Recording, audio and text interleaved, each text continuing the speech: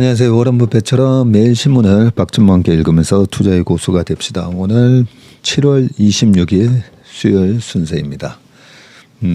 이렇게 매다는 마이크에서 밑에 받침대를 이용하니까 훨씬 더 좋은 것 같습니다. 정면으로 이렇게 볼 수 있는 것 같아가지고요. 오늘은 전자신문에서 가져왔는데요. 기사는 여러 가지 기사가 있습니다. 반도체 기사도 있고 어제 소개해드린 포스코 퓨처엠 뭐 이런 기사도 있고 애플 기사도 있고요. 그리고 혁신과 관련된 거, 그리고 AI 바람이 지금 금융권에 분다는데, 금융권에 AI 바람이 불면 그동안에 항상 콜센터 전화하다가 언젠가 이제는 AI 챗봇이 이렇게 뭐 대답도 해주고 하는데, 그러면 그런 상상도 해봅니다. 은행은 어차피 과점화되어 있는 시장이잖아요. 우리나라 과점화되어 있는 시장인데 인구는 앞으로 이제 줄어드는데 금융자산은 계속 쌓인단 말이죠. 이 쌓인 금융자산을 가지고 어쨌든 예대 마진이 계속 일어날 건데, PQC 주식 투자할 때 제일 중요한 게 P와 Q와 C, 가격 그리고 수량 곱하면 매출이 나오고, 마이너스 C 코스트 인건비부터 원재료비 등등 여러 가지 이자 비용 세금까지. 이 코스트를 이 과점화된 이 좀 성숙된 시장은 코스트를 어떻게 줄이느냐 싸움이거든요. 그런 측면에서 AI가 이 코스트를 줄여줄 수 있나 뭐 그런 생각도 듭니다. 네, 일단 기사를 좀 읽어보겠는데요. 이 기사 읽어보기 전에 그 52주 신고가 올라온 거에 대한 댓글을 제가 좀 전에 한번 쓱 봤었는데, 뭐 지난주에 발표한 그 발표자들이 다 대학생들입니다. 대학생들. 군대 막 제대한 대학교 2학년 학생, 그리고 지금 3학년 재학 중인 대학생. 근데 왜 이 52주 신고가를 하냐면, 이렇게 대학생들이 이 주식에 대해서 얼마나 알겠습니까? 그죠? 알겠지만은 우리가 주식 투자를 할 때 52주 신고가 나는 종목을 최소한 그 애널리스트들이 리포트를 내잖아요. 그러면 그 리포트를 찾아보고 이 애널리스트는 이 기업에 대해서 뭐라고 얘기하고 있는지, 그 뭐라고 얘기하고 있는지를 확인을 해보면서 뭘 체크해야 되는지 그 방법론을 말씀드리기 위해서 교육적인 차원에서 올려놓는 거라고 말씀을 드렸는데, 발표가 조금 제가 봤을 때는 저보다는 훨씬 말도 더 깔끔하게 더 잘하는 것 같은데, 뭐 버벅거리는 뭐 전문성 없어 보이는, 당연히 전문성은 없죠. 근데 주식 투자하는 분들이 뭐 내가 아는 자기 분야에 있는 전문성이 있겠지만, 그죠? 그래서 혹시 우리가 잘 모르는 뭐 자동차 얘기하면 자동차에 근무하시는 분들은 우리가 모르는 부분 댓글로 이거는 이겁니다 얘기도 해주시고, 또 뭐 솔드볼이나 이런 거에 대해서는 또 어떤 분이 지금 그거는 그쪽 분야에 종사하는 사람인데 그거는 사실 이렇습니다. 그러면서 이제 집단지성을 만들어 가자는 뭐 그런 말씀도 드렸는데, 꼭 세상에는 보면 제가 어제 3B 얘기했었잖아요. 세 가지 B에서 비난의 또 하나의 비슷한 유형 중에 하나가 비아냐. 그런 분들 때문에 이제 전체의 에너지가 이제 다운되는 그런 효과가 나타나면서, 그런 사람들이 속해 있는 조직이 이제 굉장히 가기 싫은 조직이 되죠. 그걸 때문에 많은 선의의 피해자들이 이제 생기는 거잖아요. 그래서 제가 예전에 책을 이제 선전해 드렸지만, 에너지버스, 제가 오늘도 에너지버스 6권 신청해 가지고요, 그 대학생 인턴들한테 다 나눠줍니다. 세상을 살아가는 데 있어서 가장 중요한 책이라고요. 인생을 살아가는데 가정에서든 회사에서든 학교에서든 어느 동호회 모임이든 그 조직에서 나로 인해서 에너지가 이렇게 북돋아지는 그런 에너지 CEO가 되라고. 그게 인생에 있어서 성공하는 가장 중요한 원칙이라는 거죠. 그 원칙 없이 살면요, 반대의 원칙으로, 그 에너지 버스에 보면 에너지 뱀파이어라고 있거든요. 어느 조직에 나타 있잖아요. 어느 그 참, 와, 100만, 200만 이렇게 막 조회수가 나오는 정말 이제 유익한 그런 동영상에도 보면 꼭 이렇게 비아냥거리는 그런 댓글을 다는 분들을 볼 수가 있는데, 그래서 야, 저런 교수님 그 강의는 정말 좋은데 저기다가도 저렇게 비아냥거리는 댓글을 다는 사람이 있구나라고 보면 그 분이 속해 있는 조직에서 에너지 뱀파이어 역할을 하는 거잖아요. 뱀파이어가 되게 잘 살 것 같지만 잘 못 삽니다. 좀 더 얘기하면 괜히 또 그런 분들이 듣고 기분 나쁘실 수 있으니까 인생은 에너지 CEO가 돼야 된다. 그래서 저는 우리 회사에 오는 이 대학생들한테도 항상 그런 자세로 살아라고 얘기를 합니다. 서론이 길었는데요. 전자신문으로 바로 넘어가 보겠습니다. 우리 대학생 인턴들한테 많은 격려를 해주시기 바라겠습니다. 꼭 대학생만 하는 건 아니고요. 고등학생도 왔다가 하고 뭐 많이 왔다 갑니다. 한 100명 지금까지 넘게 한 것 같은데, 운동도 어릴 때 배우면 낫잖아요. 그래서 웬만하면 젊은 학생들은 좀 나이 드신 분이 나도 가면 안 되냐 했을 때 조금 우리 직원들이 불편할 수도 있고 해서 좀 나이 있으신 분은 웬만하면 우리 어린 학생들한테 그 인턴의 기회를 좀 양보해 주시고요.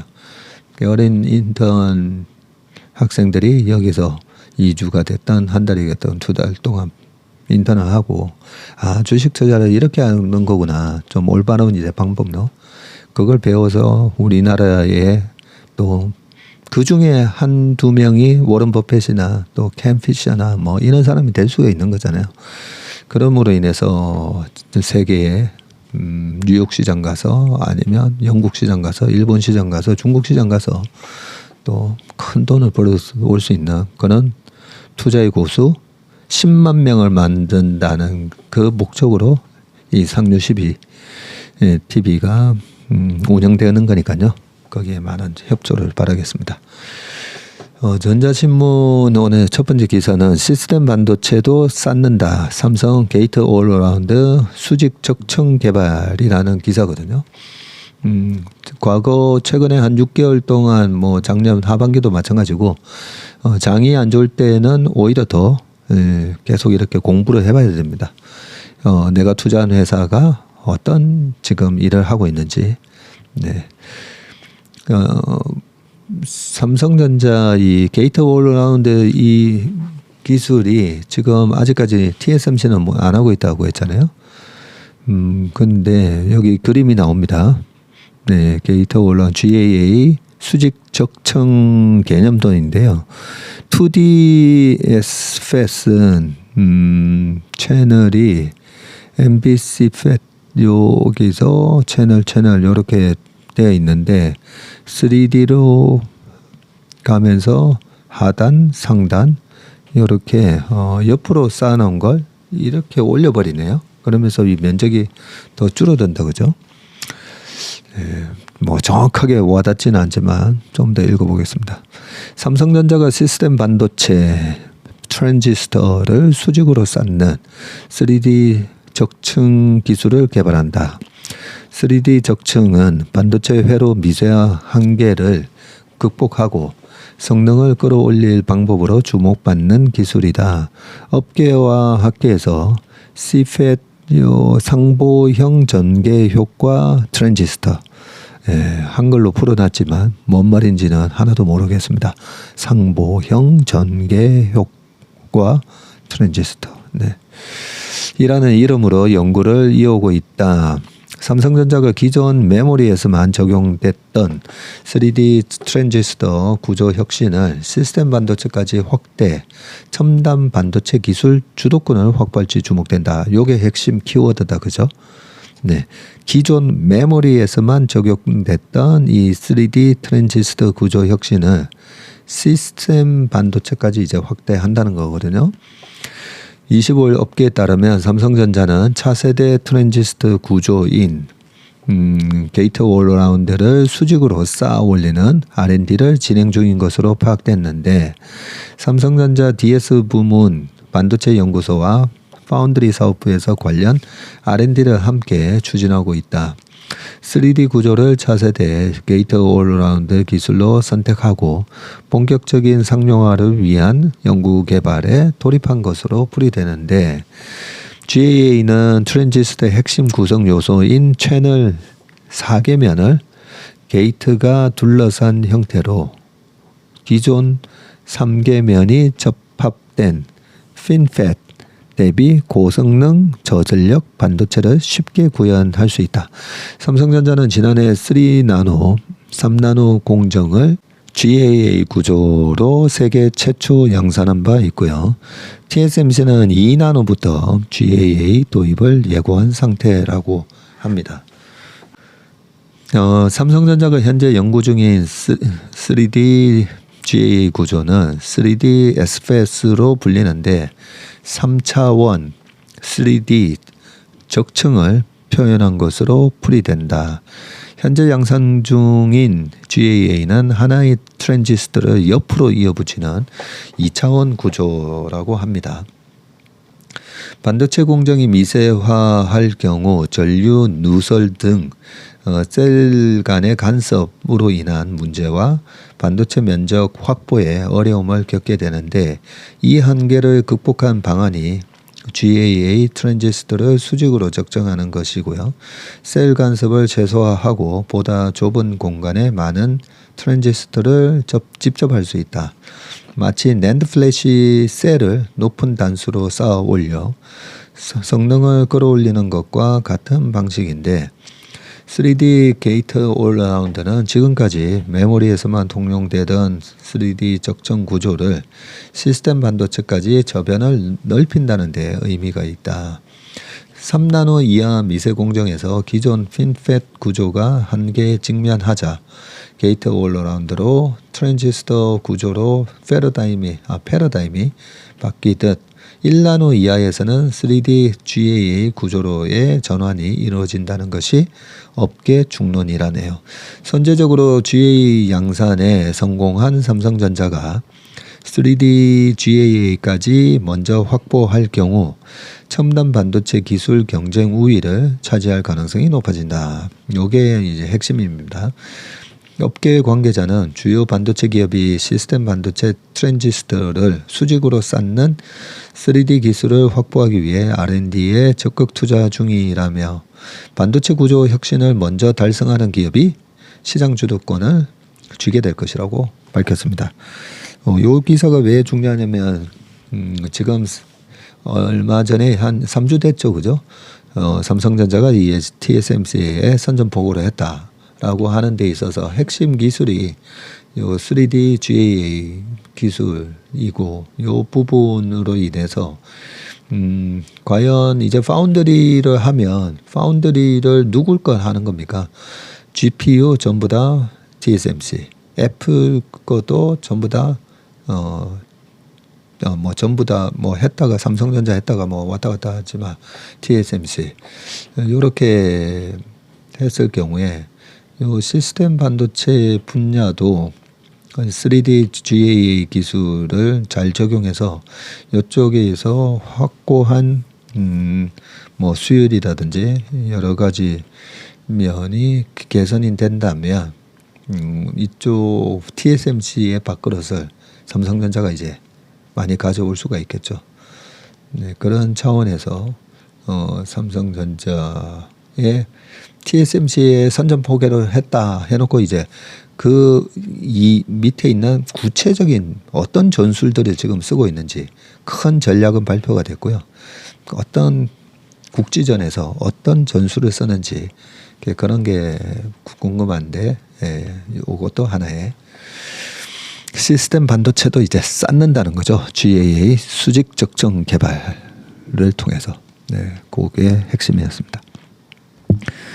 예, 두 번째 기사는 포스코 퓨처엠 6,800억 투자 하이니켈 NCA 양극재 증설이라고 돼 있거든요. 주가가 이제 올라갈 때는 이유가 있습니다. 항상 이제 성장에 대한 꿈으로 올라가게 되고요. 그랬을 때 이런 기업에 빠르게 투자하시는 분, 투자 안 하시는 분, 투자하시는 분들은 계속 이 기업이 어떤 비즈니스를 계속 해나가는지 체크해야 되잖아요. 그 체크하는 방법 중에 클릭해가지고 나와 있는 리포트 읽는 방법도 있고, 혹시 애널리스트가 아직까지는 커버 못한 새로운 최첨단 뉴스, 기자분들이 하는 게 그거잖아요.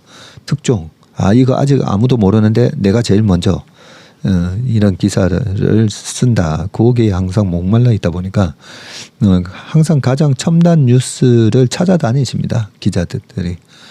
예, 그런 차원에서 이제 어떤 내용이 담겨져 있는지 기사를 계속 검색을 하시면서 체크해 볼 필요가 있습니다. 찾았습니다.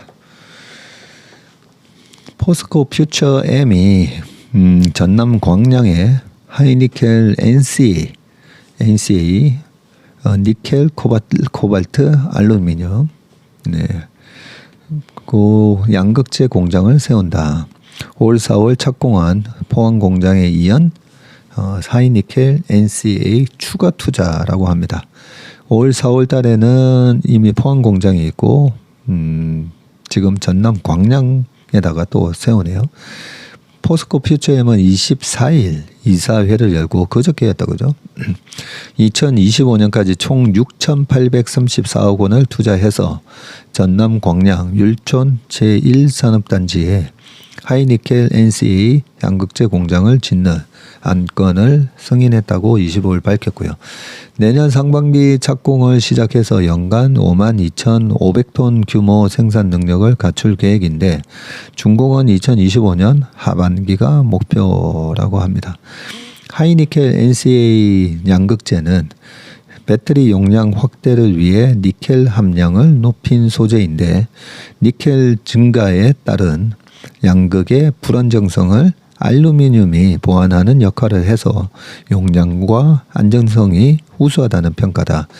원통형 배터리를 중심으로 하이니켈 NCA에 대한 수요가 증가하고 있는데 포스코 퓨처엠은 앞선 지난 4월 포항에 하이니켈 NCA 양극재 전용 공장을 착공했고 3,920억 원을 들여서 연 3만 톤 규모로 설비를 갖추는 중입니다. 이번 광양 투자를 합산하면 NCA 양극재 증설에 투입되는 금액은 1조 원이 넘고 생산 능력은 82,500톤을 갖추게 됩니다. 포스코 퓨처엠은 지난해 이후 LG에너지 솔루션과 삼성 SDI 등 배터리 업체로부터 106조 원에 이르는 주문을 수주했는데 전기차 배터리 수요 증가에 따라 빠른 증설에 나서는 것으로 풀이된다. 포스코 퓨처엠이 2025년까지 확정한 전체 양극재 생산 능력은 32만 톤이고요. 회사는 이를 2030년까지 100만 톤으로 더 늘릴 계획이라고 합니다. 종전 양극재 생산 목표는 2030년에 61만 톤이었지만 최근 39만 톤 상향 조정을 했습니다.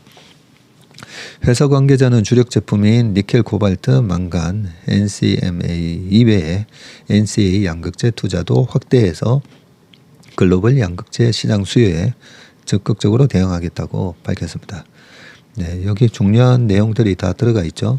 종전에는 61만 톤이었는데 최근 이렇게 추가 증설을 해서 39만 톤 상향 조정해서 100만 톤. 그러면 포스코 퓨처엠에 투자하시는 분들은 포스코 퓨처엠이 100만 톤일 때 그러면 톤당 가격은 얼마인지 그 톤당 가격에 대한 예상치 그 보면 톤당 가격과 이런 거에 대한 그 자료가 많잖아요, 그죠? 전기차 총 전기차 시장이 얼마로 성장을 하고 그 성장에 따라서 필요한 배터리가 얼마가 몇 기가와트시가 필요하고 그래서 그 안에 들어가는 양극재와 음극재가 얼마가 필요하고 그런 식으로 이제 역산을 쭉 해서 자료들이 많이 나와 있는데 회사들은 그런 걸 다 고려해서 또 투자하는 거잖아요. 다 고려해서 이렇게 투자를 하면 Q는 이제 나와 있는 거고요. Q는 나와 있는데 물론 캐파 증설을 해서 100만 톤 했다고 해서 100만 톤이 또 다 팔리거나 뭐 그러지 않을 수도 있는 거고 그죠? 그게 보통 우리가 공장 가동률이라고 하잖아요. 요즘 공장 가동률이 어떻게 됩니까? 네, 30%밖에 안 됩니다. 업황이 안 좋군요. 수요가 없으니까 공장 가동률을 확 낮추고 그죠? 되게 수요가 좋을 때는 또 뭐 어떻게 하죠? 공장 가동률을 150% 가동하고 있습니다. 야간조 아니면 주말조가 나와서 돌아가면서 가동하고 있습니다. 뭐 이런 식으로 캐파의 플러스 마이너스가 항상 또 있을 수가 있습니다. 그러면 이제 중요한 거는 이제 P죠. P. Q는 이렇게 생각을 해놓고 그 다음에 P가 어떻게 변하는지 ASP라고 하는 Average Sales Price 평균 판매 단가가 어떻게 변하는지를 계속 체크를 하시면서 이 P가 수요가 너무 타이트해서 여기저기서 달라는 곳이 많아서 P가 올라가는지 아니면 공급하는 경쟁자들이 많아져 가지고 저기는 톤당 우리는 5톤당 5천만 원인데 저기서는 톤당 3,500 준다는데 우리 저쪽으로 옮길게요 이러면서 어쩔 수 없이 가격을 낮춰줘야 되는지 이런 변화들이 일어나는 걸 꼬박 꼼꼼하게 그렇게 체크하면서 투자하시면 될 것 같습니다.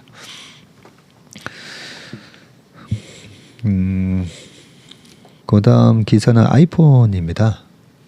가격이 높아지는 아이폰 15 프로 한국 가격은 170만 원부터 시작하나라고 되어 있습니다. 엄청 비싸다 그죠?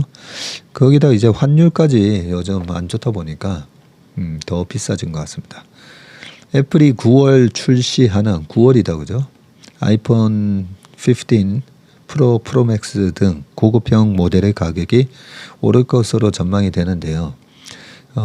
애플은 아이폰 15 프로와 프로 맥스 가격이 128GB 최저 용량 제품 기준으로 $999이고요. 맥스는 $1,099, 약 175만 원에서 이제 인상하는 것을 검토하고 있습니다. 정확한 가격 인상 폭은 나오지 않았지만 기존 전례에 비춰보면 두 제품은 각각 $100씩 인상이 유력하고요. 애플은 제품 가격을 인상할 때 $100 단위로 인상을 해왔다네요. 2020년 애플 아이폰 12 출시 당시 기본 모델 가격을 $799로 책정을 했고 아이폰 11 기본 모델보다 $100 올린 게 대표적인데 만일 $100 인상이 현실화될 경우에는 한국 아이폰 15 프로는 160에서 170, 15 프로 맥스는 180에서 200만 원에 근접할 수 있을 것으로 예상이 된다고 합니다. 환율이 지난해보다 안정적이라는 점은 변수다. 이게 $100씩 인상을 했다고 하니까 이게 스티브 잡스가 있을 때는 아마 이러지는 않을 것 같고 이게 팀 쿡의 성격인가 뭐 이런 생각도 들고요. 팀 쿡이 되게 꼼꼼해 보이고 팀 쿡이 CEO를 맡고 나서 워런 버핏이 애플 주식을 왕창 샀다 했잖아요. 왜냐하면 예측 가능성이 스티브 잡스보다 더 뛰어나다라고 생각을 해서 샀다고 보는데 이렇게 가격 인상도 어떻게 보면 예측 가능하게끔 $100씩 이렇게 인상을 일부러 이렇게 한 게 아닌가 생각이 들고 근데 한편으로는 799일 때 $100 올리는 거랑 그죠?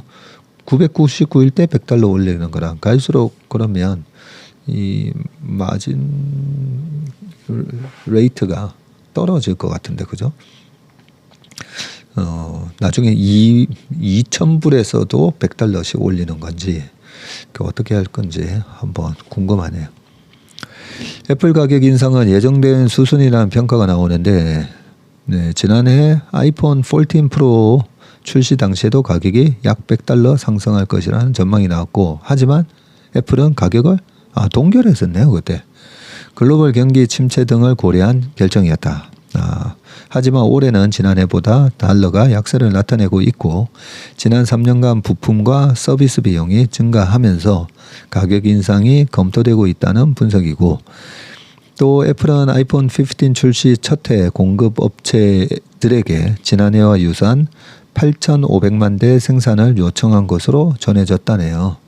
애플의 가격 인상이 현실화될 경우 국내 시장은 100만 원 후반대에 근접한 고가폰 시장의 경쟁이 본격화할 것으로 예상되고, 삼성전자는 26일 공개 예정인 갤럭시 Z 폴드 5 가격을 기존 190만 원에서 200만 원 이상으로 올리는 방안을 이 통사와 협의하고 있다고 합니다. 이에 따라 단말기 가격과 통신 서비스 요금으로 구성되는 가계 통신비 상승도 불가피할 전망이다라고 합니다. 네, 오늘 아침 그 모바일 쪽 핸드폰 판매 동향을 보니까 8분기 연속 줄었더라고요. 8분기면 2년이잖아요. 그런데 지금은 이제 주는 폭이 많이 줄어들었다고 하고, 분기별로는 그런데 지난달 대비에 6월 달인가 5월 대비 6월 데이터였던 것 같은데요.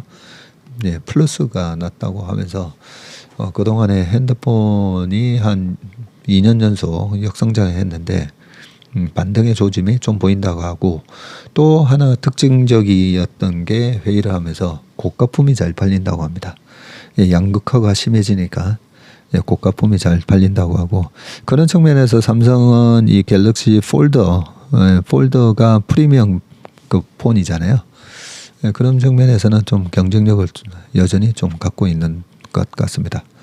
참고로 삼성전자가 21% 글로벌 점유율이 애플이 17%였던 걸로 기억이 납니다. 그리고 나머지 오포, 비보, 샤오미 등 중국 기업들의 시장 점유율이 40% 정도, 30%였네요. 삼성, 애플 합쳐서 40이고요. 중국 그 세 업체들 합하면 또 30. 이런 식의 전체 시장 점유율을 하고 있던 걸로 기억이 납니다. 네, 그다음 기사는요. 박재민 교수의 편한 기술 경력. 편한이 아니라 뻔한 기술 경력 아니었나요? 그렇죠? 한번 읽어보겠습니다.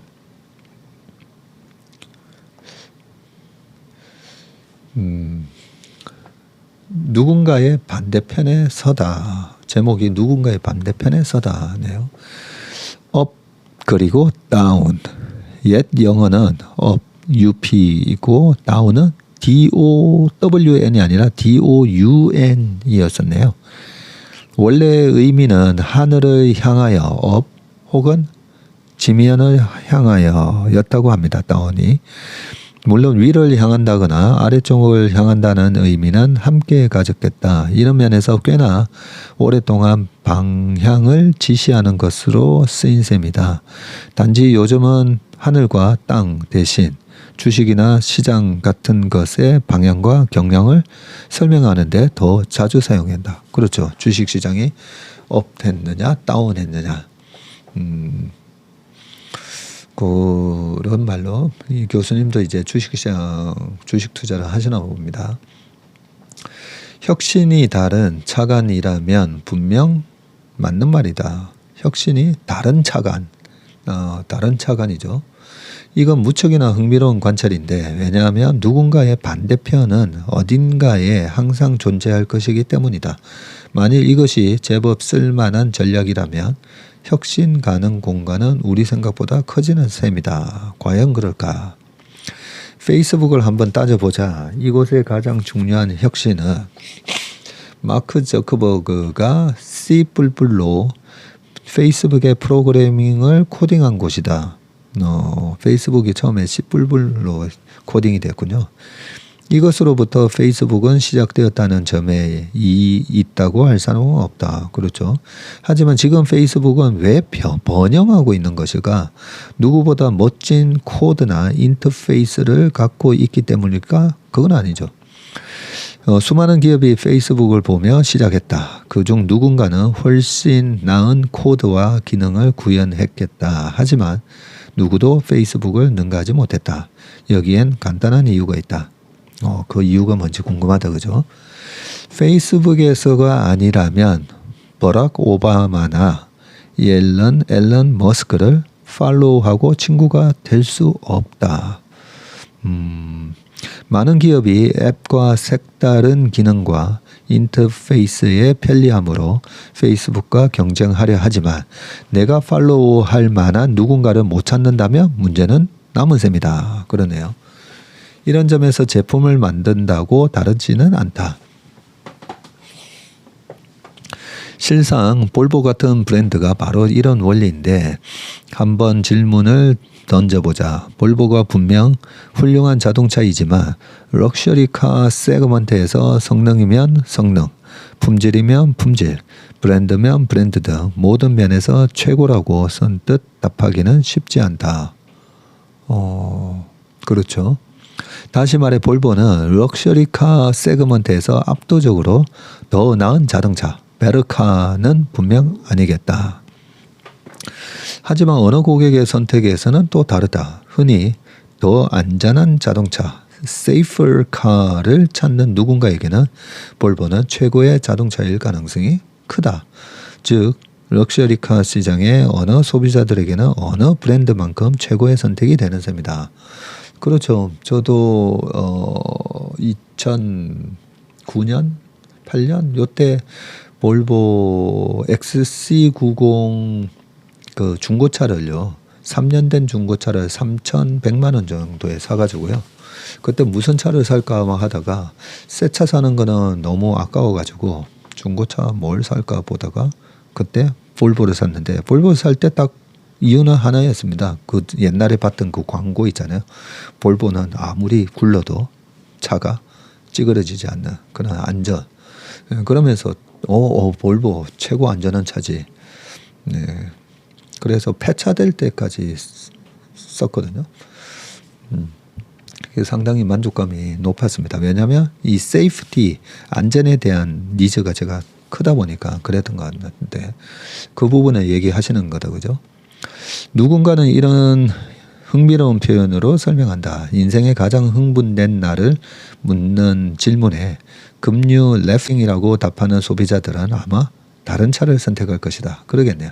하지만 첫 애가 태어난 날이거나 그 애가 결혼하는 걸 보는 것이라고 답할 누군가에게는 볼보야말로 다른 것들을 포기하고라도 선택하고픈 기준이라고 말이다. 야, 똑같은 차인데 이 선택하는 기준이 다 다르다, 그죠? 다시 말해서 볼보의 경쟁력은 다른 누군가의 반대편에 서 있기로 정하고 그 길로 걸어왔고 지금 거기서 훌륭한 품질을 찾았기 때문에 가능한 셈이다. 물론 이렇게 무작정 반대편에 선다고 혁신인 것도 경쟁 우위가 되는 것도 아니겠다. 하지만 만일 모두의 시선이 어디 한 곳에 모여져 있다면 그 반대편에 뭔가 다른 해법이 없는지 한번 돌아볼 만하다. 실상 수많은 기업이 이렇게 혁신의 빈 공간을 찾아냈다. 고객 체험이 정체된 곳에는 어디든 이렇게 한편에 모여 있는 기업을 볼 수가 있다. 그렇네요. 누구나 당연한 비용으로 생각하는 동안 다른 방법을 찾아낸 누군가는 이처럼 반대편을 생각한 탓이다. 이게 바로 애플의 Think Different. 그죠? 요즘은 Think Different 이제 이 슬로건은 안 쓰는 것 같아요. 하지만 애플 하면 Think Different. 네. 이처럼 반대편을 생각한다. 그런 게 이제 애플의 혁신의 출발점이 거죠. 누군가는 고객이 꼭 필요하다고 말한 것을 버려서 혁신을 했다. 오히려. 그리고 이런 혁신과 차별화는 다른 경쟁 기업은 쉽게 모방할 수 없는 방식이 되기도 한다. 만일 여러분이 하는 비즈니스에 많은 기업이 시선을 한쪽으로 모으고 있다면 한번 다른 시선을 생각해 보는 건 어떨까? 모두들 거기서 조금 더 나은 혁신을 생각할 때 나는 조금 더 다른 출발점을 찾는 것 말이다. 네. 오늘 칼럼은 너무나 이렇게 막 와닿습니다. 감사합니다. 그 다음, 김장현의 테크와 사람, 인공지능의 자의식, 이 부분인데요. 한 번씩 이래 어떤 기업에 대한 그런 뉴스도 좋지만, 우리가 어떤 기업에 투자해야 되나는 큰 인사이트를 주는 이런 칼럼들 저 참 좋아합니다. 저 인공지능의 자의식, 얼마 전 매우 흥미로운 전시회에 다녀왔다. AI 챗봇에 너의 자아상을 그려달라고 명령하여 얻어진 그림을 다시 사진으로 찍어 작품으로 공개하는 전시회였는데 이 작품을 공개한 안준 작가는 한 생성형 AI에게 너 자신, yourself, draw yourself 이렇게 했나 보네요. 너 자신을 그리라고 명령을 하며 처음에는 거절하거나 반점은 사물이고 반점은 인간인 존재를 결과물로 내밀었다고 해고했네요. 하지만 여권 사진 그리고 흰 배경과 같은 구체적 맥락을 담은 단어를 추가해 명령하자 점점 더 우리가 상상하는 인간의 모습으로 스스로를 그려냈고 그러한 모습에 충격을 받아 작품화하기로 결정했다는 것이다. 네, 목소리가 갑자기 네, 목소리가 마치 배터리가 이렇게 거의 다 된 목소리가 나오네요. AI와 인간을 구분하는 실험으로 대표적인 것은 튜링 테스트가 있다네요. 1950년 앨런 튜링은 계산기계와 지능이라는 논문에서 굳이 무엇이 계산기계이고 무엇이 지능인지를 정의하는 데 집중하기보다는 얼마나 사람과 구별하기 힘든가를 기준으로 AI 우수성을 평가하자고 제안을 했다네요. 사람과 얼마나 구별되기 힘든가? 그래서 이 테스트는 모방 게임, 이미테이션 게임이라고 불리기도 했다 합니다. 상대가 컴퓨터인지 인간인지 미리 알 수 없는 조건에서 컴퓨터와 소통했음에도 불구하고 인간처럼 느꼈다면 그 컴퓨터는 튜링 테스트를 통과한 것이다. 한 대학에서는 A, B, C, D, F식으로 부여하던 학점을 점차 없앨 것이라고 하는데요. 어차피 줄 세우면 AI가 1등일 텐데 뭐하러 공을 들여서 인간끼리 우열을 가리는 데나 필요한 시험 과제를 부여하느냐는 것이다. 차라리 그 시간에 학생들에게 책을 많이 읽히고 다양한 분야의 교양을 늘리도록 함과 동시에 자기 주도적 학습을 통해 전문성을 키우도록 하겠다는 방향이다. 2016년 알파고가 이세돌 구단을 이기기 위해서 100만 판 이상의 모의바둑을 두었다는 사실이 알려졌다. 와, 100만 판? 바둑 한 번 두는데 그래도 최소한 1시간 걸린다고 하면 100만 시간, 우리가 1만 시간의 법칙이 있잖아요. 1만 시간의 법칙을 대충 계산해 보면 정말 내 생활 줄이고 하면 한 10년에도 할 수가 있고 물론 더 줄일 수도 있긴 하지만 그래서 보통 이제 10년 정도는 해야 1만 시간이 이제 쌓인다라고 하는데 100만 1만 시간도 아니고 100만 시간 하려면 도대체 이게 1000년 살아야 되나요? 평생을 두어도 100만 판을 두기가 쉽지 않을 것인데 그렇지만 알파고는 인간을 이기기 위해 먼저 자신과의 대국을 통해 스스로를 단련했네요. 다시 말해서 AI는 자기 주도적 학습을 통해 결국 이세돌이라는 거성을 쓰러뜨렸고 중국의 커제까지 제압한 후 호련히 바둑판을 떠나버렸다. 이런 점을 두루 고려하면 AI에 자아가 있느냐는 문제를 가지고 토론하는 것은 큰 의미가 없을지도 모른다. 오히려 AI와의 소통 과정에서 인간처럼 자아를 가지고 있는 것으로 느껴진다면 그것으로 족하다. 실제로 자아를 가지고 있지 않더라도 인간에게 정교한 프레젠테이션을 통해서 자아를 갖고 있다는 느낌을 무리 없이 받아들이도록 유도할 수 있다면 실제 여부를 떠나 AI의 자아는 있는 것이나 마찬가지다. 최근 필자가 재직 중인 학교에서는 생성형 AI에 일련의 질문을 던져서 원하는 답을 끌어내는 프롬프트 경진 대회를 개최했다네요. 7개, 8개 질문을 얼마나 기발하게 작성하느냐에 따라 승부가 갈렸다고 합니다. 여기서 1등을 차지한 프롬프트는 엄청나게 복잡한 계산을 요구하는 내용이 아니었다네요. 궁금하네요. 그죠? 그것은 바로 인간이 가장 하기 싫어하는 일 중 하나인 연인에게 이별을 통보하는 문안을 대리 작성해주는 AI였다고 합니다. 연인이 이별로 향하는 과정은 무척 힘들다. 감정의 밑바닥을 박박 긁어 다 소모시킨 뒤에 마지막 이별을 고하는 단계에서는 연필 한 자루 들 힘조차 없는 경우도 많다. 이 프롬프트에 포함된 표준화된 첫 질문은 상대를 부르는 호칭이었고 마지막 질문은 상대에게 다시 시작할 여지를 줄 것이냐 말 것이냐였다.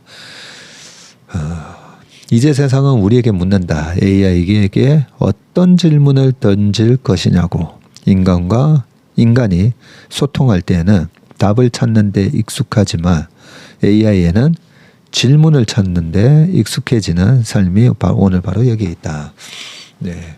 안 그래도 AI 챗 GPT 이런 거를 뭐 계속 읽다 보니까 챗 GPT를 잘 사용하는 사람은 어떤 질문을 어떻게 질문하느냐 이 질문이 중요하더라고요. 그죠?